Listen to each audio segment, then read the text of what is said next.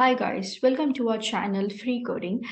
Today we're gonna get started with Python. I'm gonna give you an introduction in Python. I'm gonna tell you what Python is, why do we have to learn Python, and few disadvantages in Python. Also, I'm gonna take you through an IDE which you can use to write your source code and execute the code. So let's get started. So starting off with Python introduction, it is a general purpose language. This is one of the term that you will be hearing when you're searching about Python, or whenever there is a discussion about Python going on. This is the one common term that everyone would be using when it comes to Python, which is general purpose language. And the reason is also, this could also be one of the major advantages that why people do learn Python, because it's a single language. It can be used in multiple fields. This is not available in most of the languages that we have today, and that's what makes Python the most popular language today.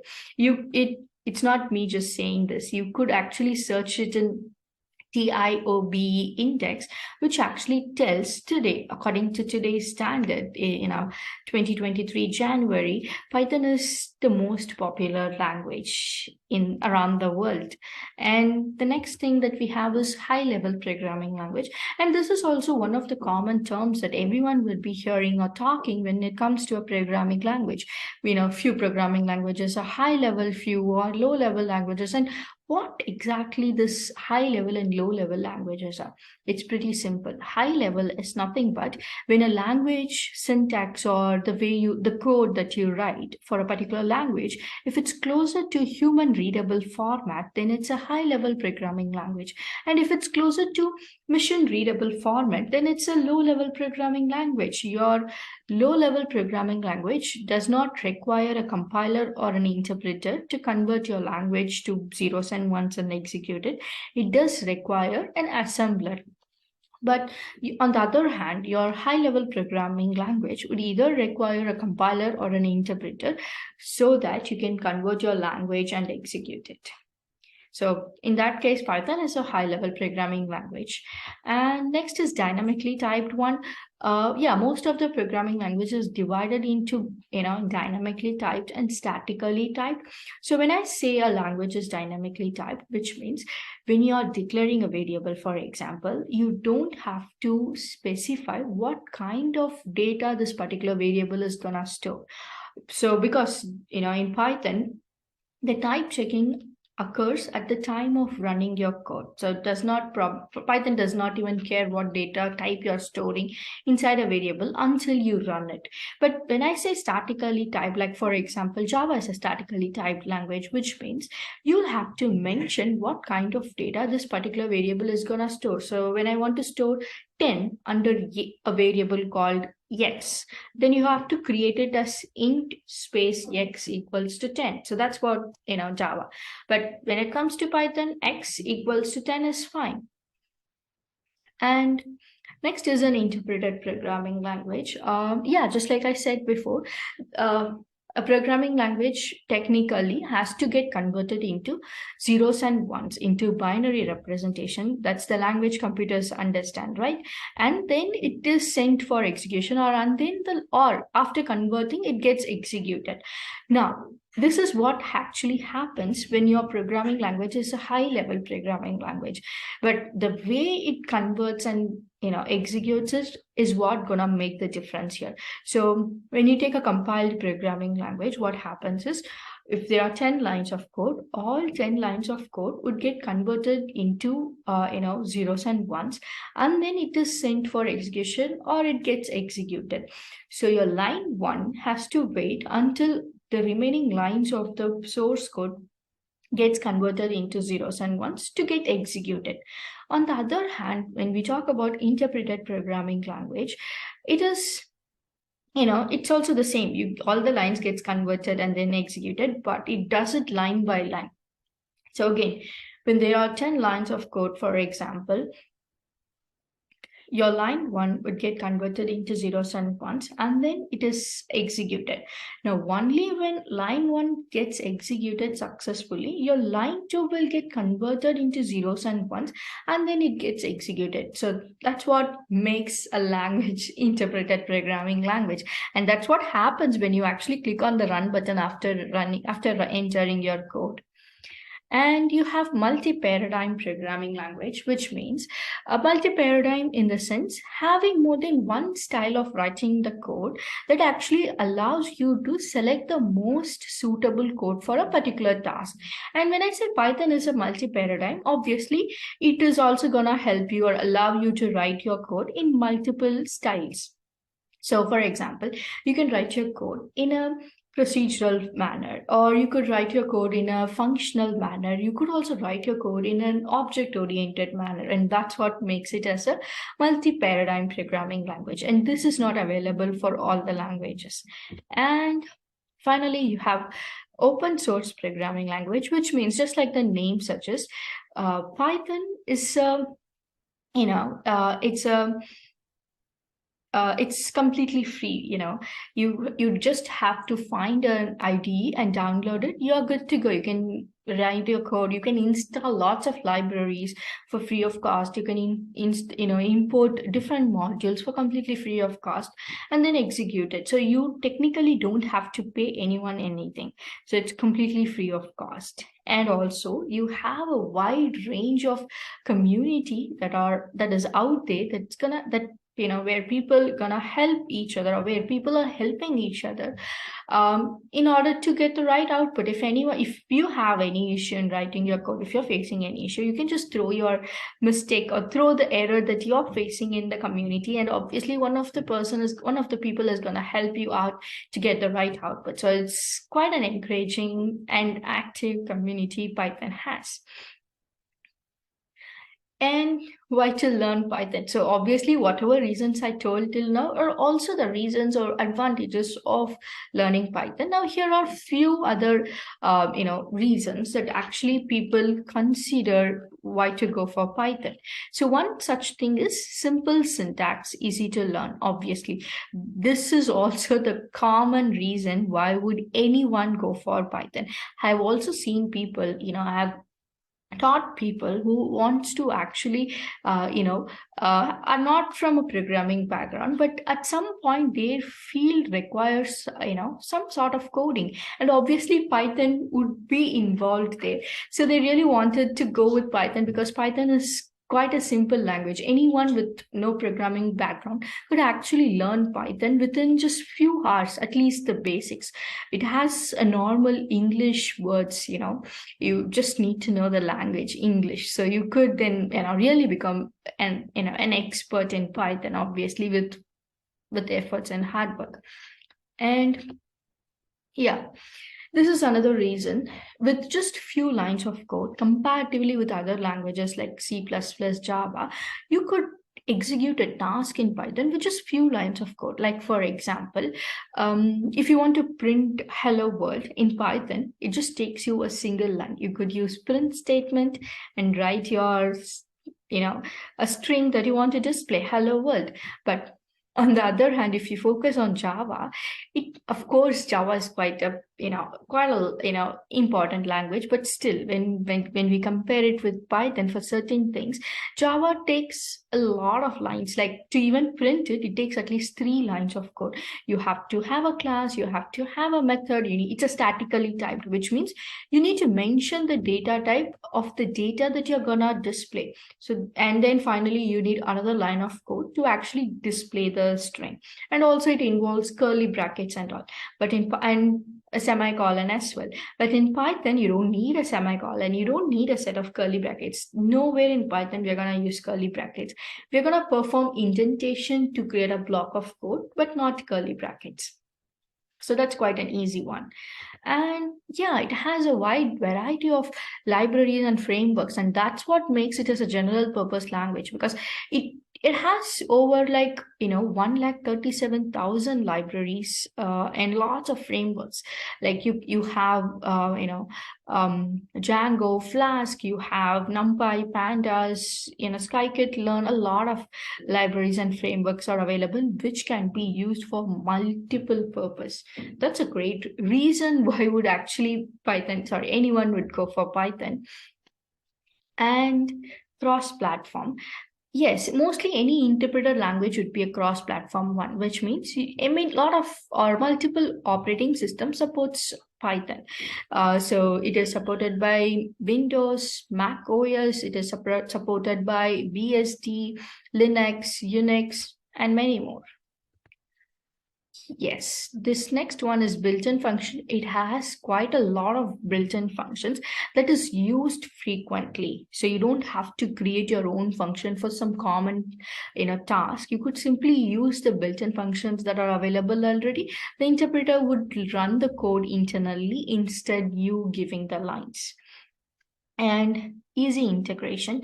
It does have native C programming language in it, and also it can be integrated easily with other programming languages like Java, for example, or even Go can be, you can integrate Python with Go. So it does provide easy integration.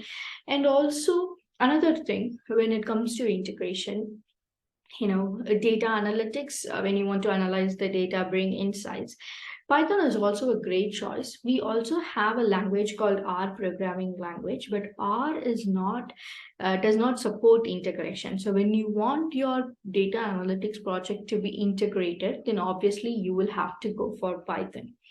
And you have portable. So unlike other languages like C, like for example, if you are executing a code that is written in C already on a different platform, you will have to make certain changes in order to execute it on a different platform. But when it comes to Python, you can write it once and execute it anywhere you want. So you don't have to keep making changes again and again. You don't have to do that because it is portable. Now, any language you take, guys, obviously it's gonna have its pros and cons as well. Now, there are we did discuss about lots of advantages and all, but there are certain disadvantages to Python. So let's take a look at it, and it's really important to know disadvantages of a language when you're actually using it. So one is speed limitations. Yeah, it's an interpreted language. That's the reason, because that's the reason why there is a speed limitation, because you're gonna execute the code line by line, whereas in a compiled language it's gonna get compiled together and executed together. So obviously C++, Java, they're really faster in execution when you compare it with Python, because it's gonna get executed line by line. And we can mobile computing and browsers. Of course, Python is really strong for server-side platforms or desktop platforms. But when it comes to mobile computing or client-side platforms, it's not as strong as it is in a server-side platform. So it's mostly not recommended to use Python here. Also, it's rarely used in mobile computing and client-side platforms. And you have design restrictions. This is one of the major drawbacks of Python, because it has numerous issues here. Most Python programmers, they actually face several issues regarding the design of this language. The main reason is because it requires more testing. And why does it require more testing is it does not show you, or it shows most of the errors only at the time of running it, because it performs the type checking at the time of running the code, which is it's a dynamically typed programming language. So it is a bit difficult here. It has a lot of issues because of that. And next is underdeveloped database access layers. Comparatively with widely used technologies like open database connectivity or Java database connectivity, Python's database access layer is a bit underdeveloped here. And you have memory consumption. Any memory intensive task, you take any memory intensive task, Python is not a good choice there, because Python has high memory consumption because of its flexibility in data types, which is technically dynamically typed one. That's why. And the final one we have in line is difficulty in using other languages. You When you learn Python, when you actually love Python, when you get used to Python a lot, it would actually become difficult for any Python developers or programmers to learn other languages, because when you compare it with Python's simplicity and libraries, other languages are little, a little difficult to learn, little complex to learn and all. So that's actually a major disadvantage when you want to go for other languages, but you could. Now, yeah, this is other major reason. We did discuss this before, that which is nothing but general purpose language. It has a wide variety of libraries and frameworks, which all results in the language being used in multiple fields. You can use Python for web applications, desktop applications. You can use it for numeric and scientific computation. For any business applications, you can use it for, in the robotics field. You can use it for artificial intelligence, machine learning, data science. You can use it for graphical user interface applications, enterprise applications, or to store data, to access any different kinds of files, XML, YAML, or CSV, and many more. A lot of applications, and that's one major reason why would anyone go for Python, because when you get to know the basics, if you become really expert in basics, if you get to know its intermediate level, and you can pick the libraries. You don't have to learn everything, but you could pick certain libraries that are used for a particular certain libraries and modules that can be used for a particular field, and you can just go in there. And if there is any change in the job field, you could learn certain other libraries that can again be used for a certain field. So when you learn Python, there is a lot of job opportunities different in different fields that are available today.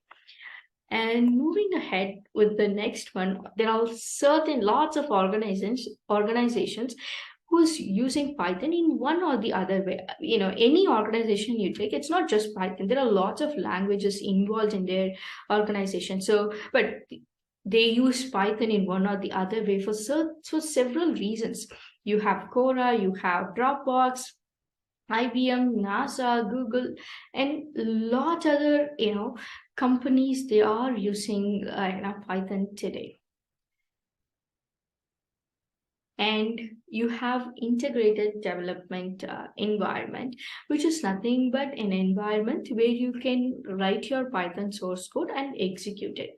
So first is Anaconda Navigator. Today, or as a beginner, I would suggest you to go with Anaconda Navigator.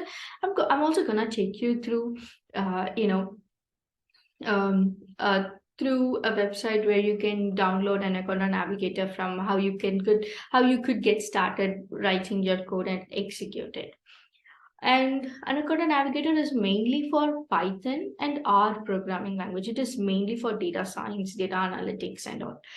And next you have is PyCharm. This is also one of the major IDEs that we have. It has two versions. One is community version, other one is professional version. It's mainly for professional developers.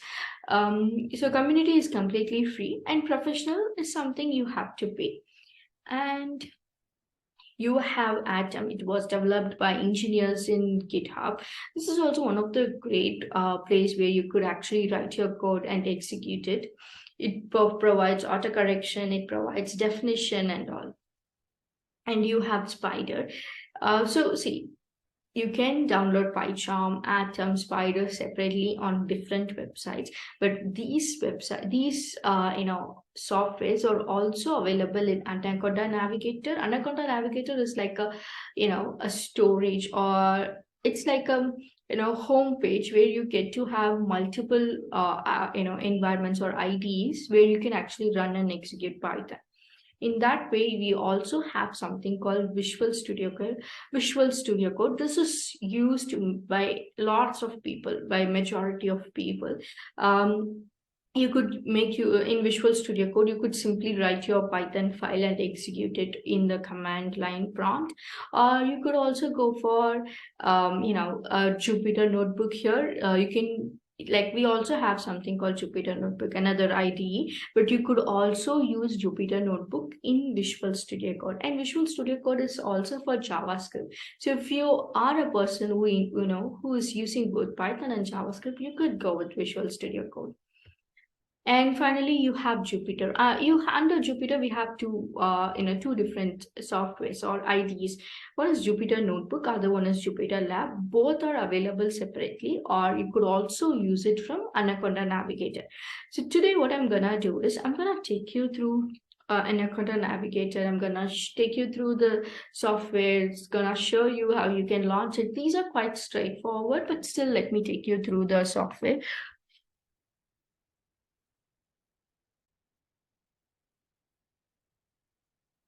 So guys, this is the website I was talking about, anaconda.com, which I'll be sharing it in the description. So you could just navigate to the website and you can click on the download. You can, download the Anaconda Navigator based on your, software that you're using, sorry, OS that you're using. So Windows, Apple, and different operating system that is possible. And once you install it, I have installed it already. You could, once you install it, you can launch it from your start button. And once, it's going to take a couple of minutes for the software to open, and once it is, this is how it's going to look like. So to the left, you have home, environments, learning, and community. And in the center, in the home screen, you have different softwares that you can use to run Python. You have Jupyter Lab, Jupyter Notebook, you have PyCharm. That's a professional one. So obviously you'll need to pay. You have Spider, you have Visual Studio Code, and you also have R. So let's just stick with Jupyter Notebook for now. As a beginner, I would definitely suggest you to go with either Jupyter Notebook or Jupyter Lab. The interface is quite the same. And we have environments. So it's nothing, it's just gonna show you things that have been installed already, the softwares and all. And under learning, you have lots of documents that you could make use of. You could actually, learn from. You have documents for multiple, modules or multiple libraries that can be used for data science, because Anaconda Navigator is mainly for data science. And you have a community where you get to explore other stuff, explore more, more softwares and more, libraries that you have here. Now, getting back to home screen, you could just click, see, not everything is installed. So, but Jupyter Notebook and Jupyter Labs are installed. So you could just click on the launch button. And once you click on launch button, I've launched Jupyter Notebook. So this is how the screen would look like once you launch it, which means you could also, load your project from a different source, from your computer, from Google Chrome, anywhere, from GitHub and all. Since I'm gonna since you're gonna go for a new one, just click on new, and then to the right top corner you have new next to upload. Just click on it. You have a drop down, click on Python 3. So yeah, small history about Python. We all know that Python was first created by Guido van Rossum. He is a Dutch programmer, and how he actually came up with the languages, when he actually wanted to have a hobby programming project for his Christmas holidays in 1990. So that's when he came up with an interactive programming language, because he really wanted people to learn an easy programming language. That time the programming languages were really hard, right? Even now there are lots of languages that are really complex. So he wanted to create a language where people can actually use it with ease without any complexity. So that's when he came up with this super fun and interactive language, and he named it as Python. The reason Python is because it's not behind any snake. It's because one of his, cartoon show, I guess, some show that he used to watch, or his favorite show. So that's it's the favorite. Its favorite show name was Python, and that's how he named this programming language of Python. So no other, stories behind it. And since then, it actually came into existence in the beginning, in early 1991, and since then it's been like more than 3 decades, right? So the language has gone through several changes, has gone through several versions in order to meet, the current technological trend, or the developers need. So you have Python 1, different versions of Python 1, you have different versions of Python 2, and different versions of Python 3. But the most two major versions are Python 2 and Python 3. But right now mostly it's Python 3 everywhere, and few functions there are few differences in functions in Python 2 and Python 3. So when you're searching about some particular, function, if or in general, just be sure that for which version you are searching for, because there are few confusions there, so just be careful there.